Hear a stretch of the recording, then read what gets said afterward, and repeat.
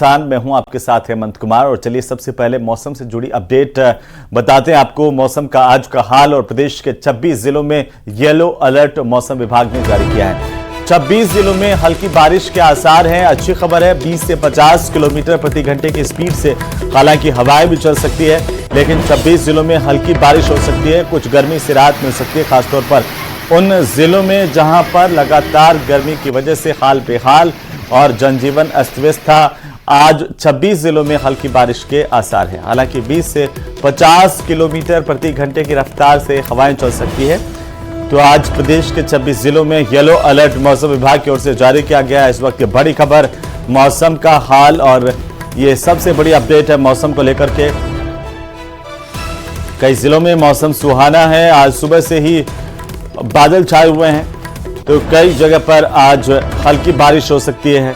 मौसम विभाग की ओर से इस तरह की जानकारी सामने आई है। 26 जिलों में कुल मिलाकर हल्की बारिश के आसार हैं। अब उम्मीद है लगातार मानसून पूर्व बारिश की, और उसी के तहत ये बड़ी अपडेट आ रही है मौसम विभाग की तरफ से, जहां पर प्रदेश के 26 जिलों में आज येलो अलर्ट जारी किया गया। 20 से 50 किलोमीटर प्रति घंटे की रफ्तार से हवाएं चल सकती हैं। रक्षकों ने गोवंश से भरा एक ट्रक पकड़ा है। नेशनल हाईवे 911 टोल नाके के पास में ट्रक पकड़ा गया। सूचना पर पुलिस भी मौके पर पहुंची है और इस गोवंश को मुक्त करवा लिया गया है। गौशाला इसे भेजा गया है। बड़ी खबर इस वक्त की तस्वीरें आपकी टीवी स्क्रीन पर। गोवंश से भरा ट्रक जो है वो पुलिस ने पकड़ा है। पुलिस ने गोवंश को मुक्त करवा करके जो है गायों को गौशाला भिजवाया। बहरहाल ये जो तस्वीरें आ रही है, ये तस्वीरें देखिए, ये अनूपगढ़ रायसिंह नगर की तस्वीरें हैं। गौरक्षकों ने ये गायों से भरा हुआ ट्रक पकड़ा, इसके बाद पुलिस को सूचना दी है।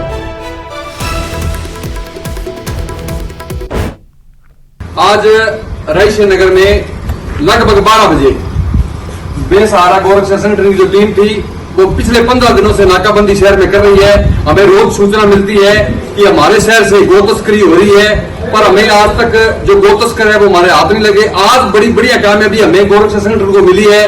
हमने इस ट्रक का पीछा किया। पीछा करने के बाद टोल नाके भी इस ट्रक को पकड़ा। पकड़ने के बाद इस ट्रक के अंदर 15 गोवंश हमने बरामद किए। बरामद करने के बाद हमारी पूरी टीम मौके पे पहुंची। पहुंचने के बाद प्रशासन को भी बुलाया गया। प्रशासन आया। प्रशासन आने के बाद हमने गौ माता को गौशाला के सुपुर्द कर दिया गया है। और चलिए बात करेंगे देश की सियासत की, जहां पर लोकसभा चुनाव में प्रदेश में बीजेपी को उम्मीद के मुताबिक नतीजे नहीं मिले। पार्टी के नेताओं की समीक्षा भी की गई है। और लेकिन इसी बीच केंद्रीय कानून मंत्री अर्जुन राम मेघवाल ने सीकर में कांग्रेस पार्टी पर बड़ा हमला बोला। अर्जुन राम मेघवाल का कहना है कि कांग्रेस के फैलाए गए भ्रम के चलते ऐसा हुआ है। आप भी सुनिए। संविधान कोई भी समाप्त नहीं कर रहा था, ये सिर्फ झूठा प्रचार था। मौका था सीकर में राव राजा कल्याण सिंह की 138वीं जयंती का, जहां केंद्रीय कानून मंत्री अर्जुन राम मेघवाल और यूडीएच मंत्री झाबर सिंह खर्रा के अलावा जयपुर ग्रामीण सांसद राव राजेंद्र सिंह भी मौजूद थे। इस दौरान पत्रकारों ने कानून मंत्री से कांग्रेस के उस बयान पर जवाब मांगा जिसमें कांग्रेस बीजेपी पर संविधान खत्म करने का आरोप लगाती आई है, जिसके जवाब में केंद्रीय कानून मंत्री ने कांग्रेस पर जोरदार हमला बोला और कहा कि संविधान खत्म करने की कोशिश इमरजेंसी के दौरान कांग्रेस ने की थी। देखिए, ये झूठा प्रचार था। जनता को भी अब पता चल गया है। कंफ्यूजन क्रिएट करना और भाग जाना ये कांग्रेस की संस्कृति है। संविधान कोई भी समाप्त नहीं कर रहा था, ये सिर्फ झूठा प्रचार था। संविधान अगर समाप्त करने का प्रयास किया तो कांग्रेस ने किया इमरजेंसी में। भारतीय जनता पार्टी संविधान का सम्मान करती है। 2024 में हुए लोकसभा चुनाव में बीजेपी की प्रदेश में उम्मीद के मुताबिक सीटें नहीं मिली हैं। ऐसे में बीजेपी इसके लिए कांग्रेस के झूठ को जिम्मेदार मान रही है। बीजेपी का साफ कहना है कि पार्टी संविधान का सम्मान करती है, उसे खत्म करने का झूठा प्रचार फैलाया गया। यूसीसी के सवाल पर जवाब देते हुए कानून मंत्री ने कहा कि सरकार का गठन हो गया है, आने वाले दिनों में सब ठीक होगा। उधर नागौर में भी ज्योति मिर्धा के लगातार हार पर सियासत गर्म है। यहाँ भी विपक्ष के झूठे प्रचार को हार के लिए जिम्मेदार माना जा रहा है। विपक्ष द्वारा भ्रांतियां फैलाने के चक्कर में कई लोग नाराज हो गए, जैसे कि 400 सीटें पार तो संविधान में संशोधन हो जाएगा। उनको हम कम नहीं, वापस जनता को मोटिवेट नहीं कर पाए और इस चक्कर के अंदर कुछ नाराजगी बढ़ी। चुनाव से पहले बीजेपी को उम्मीद थी कि प्रदेश की सभी 25 सीटों पर उसका कब्जा होगा, लेकिन 400 पार के नारे के साथ प्रचार के लिए उतरी बीजेपी विपक्ष के संविधान बदलने के प्रचार को जनता की नजरों में झूठा साबित करने में कामयाब नहीं हो पाई। Bureau report, news 18 Rajasthan.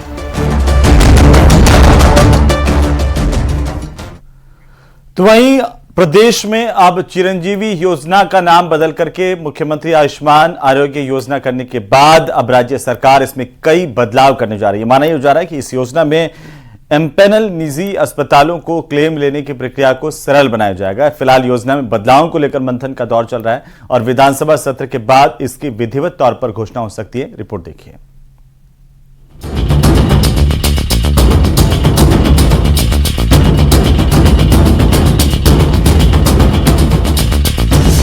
पहले चिरंजीवी स्वास्थ्य बीमा योजना का बदला नाम, अब योजना का दायरा बढ़ाने की कोशिश चढ़ी परवान। कवायद पर कांग्रेस का ऐतराज, यही है बीजेपी का सुराज। चिरंजीवी पर मचा घमासान।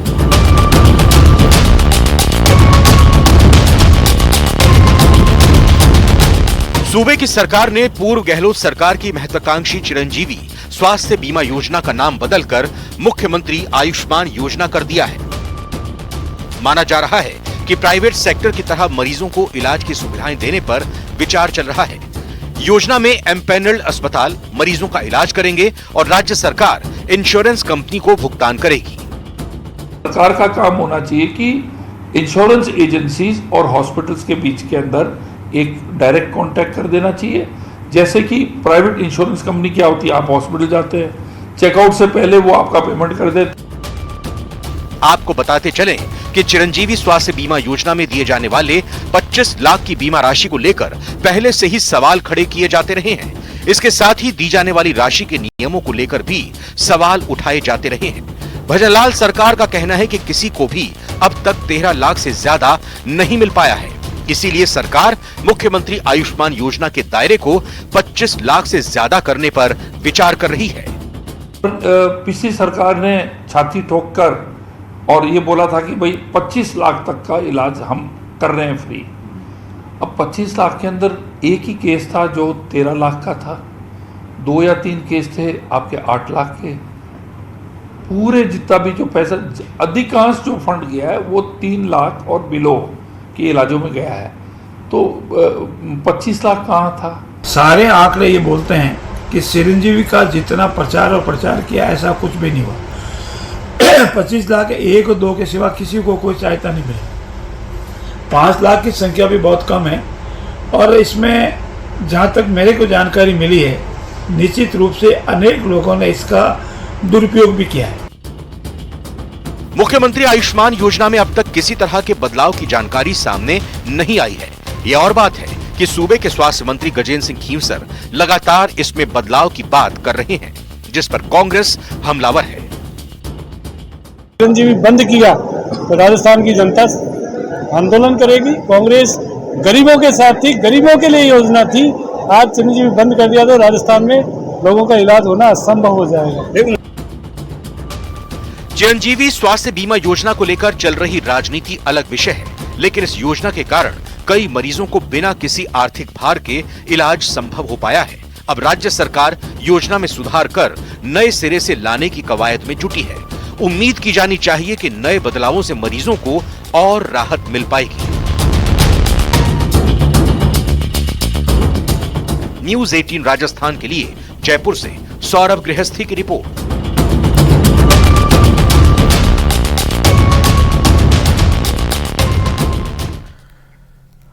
तो प्रदेश में भाजपा की सरकार बनने के बाद लगातार अपराधियों पर एक्शन हो रहा है। प्रदेश को अपराध मुक्त बनाने के लिए उत्तर प्रदेश के तर्ज पर राजस्थान में भी अपराधियों की अवैध संपत्तियों पर बुलडोजर चलाया जा रहा है। ये स्पेशल रिपोर्ट देखिए।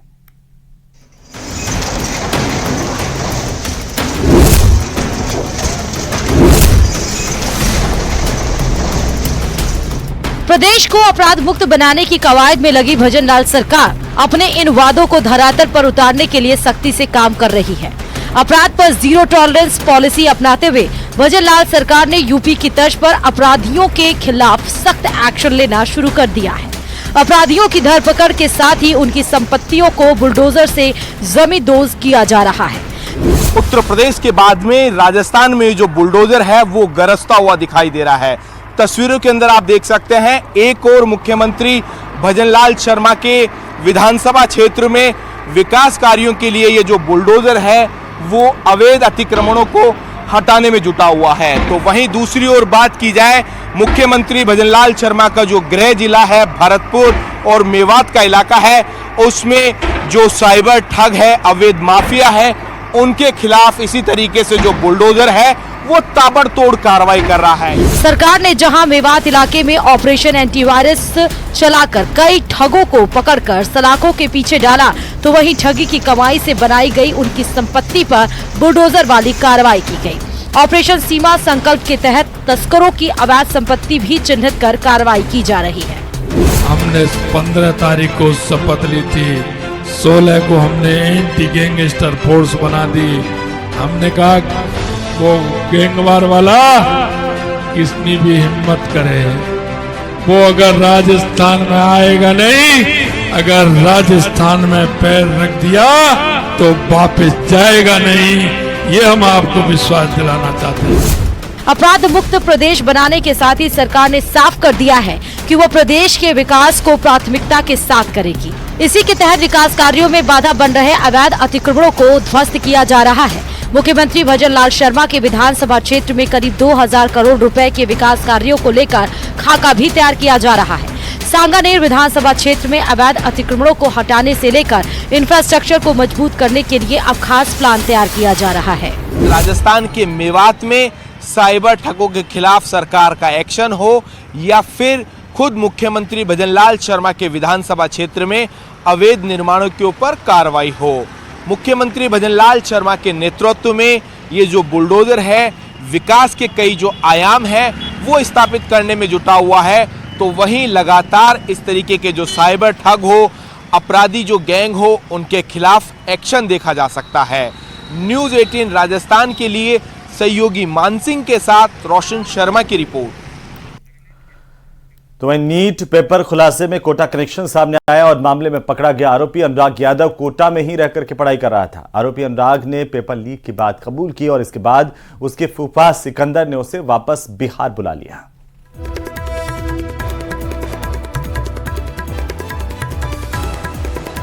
तो कोटा से उसे बिहार बुलवाया था, पेपर दिखाया और उसने ये कबूल किया कि जो पेपर उसने एक दिन पहले सॉल्व किया था वही के वही सवाल जो है अगले दिन पेपर में आए थे। पूरा पेपर उसे रटवाया गया था। ये बातें उसने अपने कबूलनामे में कही। देश की सबसे बड़ी मेडिकल परीक्षा नीट को लेकर के बवाल लगातार जारी है। सवाल लगातार उठ रहे हैं, मांग लगातार यही कि जिस कदर नीट में फर्जीवाड़ा हुआ है उसके बाद नीट को रद्द किया जाए। एक के बाद एक खुलासे लगातार नीट में हो रहे हैं। बिहार पुलिस की गिरफ्त में आए छात्र अनुराग यादव से खुलासा हुआ है कि उसे पेपर रटाया गया था, यानी कि जो पेपर उसके हाथ में एक दिन पहले आ गया था, जो तमाम सवाल उसके हाथ में एक दिन पहले आ गए थे, वो अगले दिन उसके सामने एग्जाम में थे। अनुराग यादव ने कोटा में रहकर के मेडिकल की तैयारी की थी और एकाएक 4 मई को उसके फूफा का उसके पास कॉल आया और उसे बिहार बुला लिया। कोटा से जाने के बाद में वो तमाम सवाल जो नीट के एग्जाम में आने वाले थे उसके हाथ में एक दिन पहले ही दे दिए गए और उन तमाम सवालों को अनुराग यादव को रटवाया गया। इस बात को अनुराग यादव ने बिहार पुलिस के सामने स्वीकार किया है कि हूबहू वो तमाम सवाल जो कि अगले दिन एग्जाम पेपर में आए थे, नीट के एग्जाम में आए थे, वो सभी के सभी सवाल उसे पहले ही दे दिए गए। उन्हें उसने पूरी तरह से रट लिया था, उन्हें रटवाया गया था। यानी कि स्पष्ट तौर पर यह साफ हो जाता है उसके बयान के बाद में और इस तथ्य के बाद में कि नीट का एग्जाम लीक हुआ था। इसके साथ ही शक के दायरे में कहीं ना कहीं कोटा भी आ जाता है, क्योंकि कोटा में रहकर के वो तैयारी कर रहा था। कोई और छात्र जो कि अनुराग यादव के संपर्क में था, उस तक भी क्या ये तमाम जो सवाल है वो पहुंचे थे, ये पेपर पहुंचे थे। तो इस तरह के कई सारे सवाल अनुराग यादव के बाद में अब खड़े हो गए हैं और शक की जो सुई है वो कोटा की तरफ भी मुड़ गई है। लेकिन फिलहाल किसी भी तरह से कोई भी जांच कोटा के स्तर पर इस पूरे मामले में नहीं चल रही है। हिमांशु मित्तल, न्यूज़ 18 कोटा।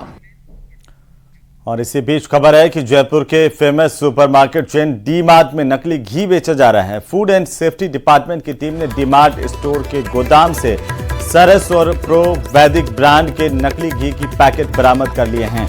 घी के ये पैकेट स्टोर में बेचने के लिए रखे थे। काफी पैकेट पहले से ही बेचे जा चुके थे और टीम ने सरस का 40 लीटर, प्रो वैदिक ब्रांड का 450 लीटर घी जब्त किया है। नकली घी बरामद होने के बाद डिपार्टमेंट ने एक दूसरी टीम सप्लाई करने वाले डिस्ट्रीब्यूटर के ठिकानों पर भी भेजी।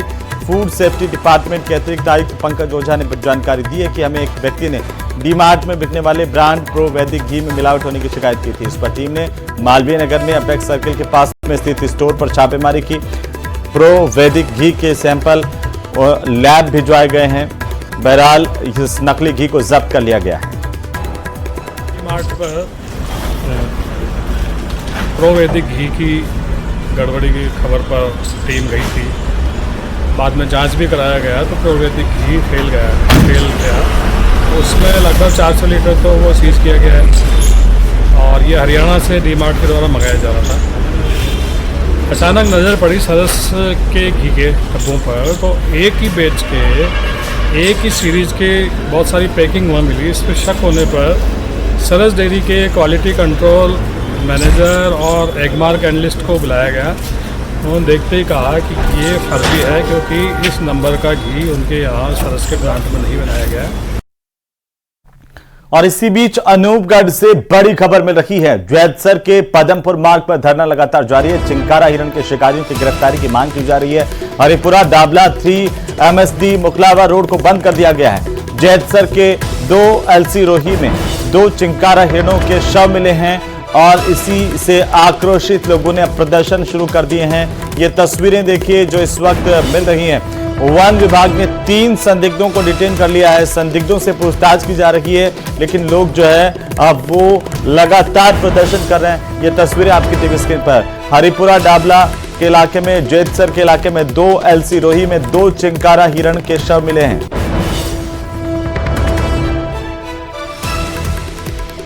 थे, दोनों को गोली लगी है और ऐसी घटनाएं प्राय होती रहती है। 2-3 साल में फिर ऐसी घटनाएं घटित हो जाती है। हमारी सबसे बड़ी समस्या ये है कि कहीं पानी लगाते हुए या रुखवाली करते हुए किसी को लग गई आदमी को, उस दिन बाद में बहुत बुरा होगा, इसका अंजाम बुरा होगा। इसलिए हमारी मांग है प्रशासन से कि जितनी सख्त कार्रवाई हो सके वो हमारे साथ करे। DFO साहब आए हुए हैं। यहाँ गांव 2 LC के पास में कुछ शिकारियों द्वारा 2 हिरणों का गोली मारकर शिकार करने का प्रयास किया गया, जिसमें 2 हिरणों का शिकार हुआ, मृत पाए गए।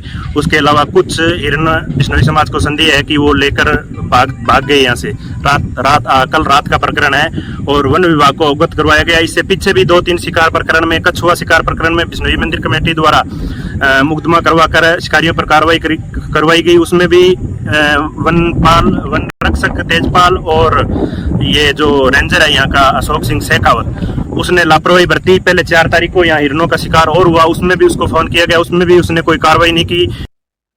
और इसी बीच कोटपुतली में आग का तांडव सामने आया। आपको बता दें कि नीमराना के कबाड़ गोदाम में भीषण आग लगने की जानकारी मिल रही है। बड़ी खबर इस वक्त की, दूर दूर तक धुएं का गुब्बार दिखाई दे रहा है। दमकल की 3 गाड़ियां मौके पर पहुंची, हालांकि आग पर काबू पाने की कोशिश की जा रही है। वहीं आग से किसी के भी अभी तक हताहत होने की सूचना नहीं है। बहरहाल आपकी टीवी स्क्रीन पर कोटपुतली में लगी आग की तस्वीरें, जहां पर दूर से ही काले घने धुएं का गुब्बार देखा जा सकता है। कबाड़ के गोदाम में यह भीषण आग लगी है। जानकारी मिलने पर दमकल की गाड़ियां मौके पर पहुंच गई है। पुलिस और प्रशासन के तमाम टीमें जो है वो भी मौके पर पहुंची हैं और इस आग को बुझाने की कोशिश की जा रही है। नीमराना में कबाड़ के गोदाम में भीषण आग लगी है। आग का तांडव यहां पर सामने आया है।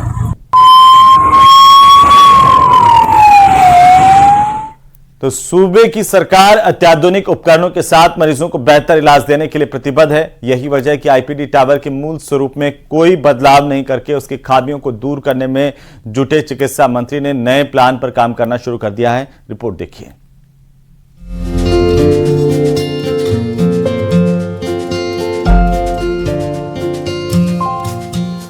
देश की सबसे ऊंची मेडिकल इमारत का नामकरण हो गया है।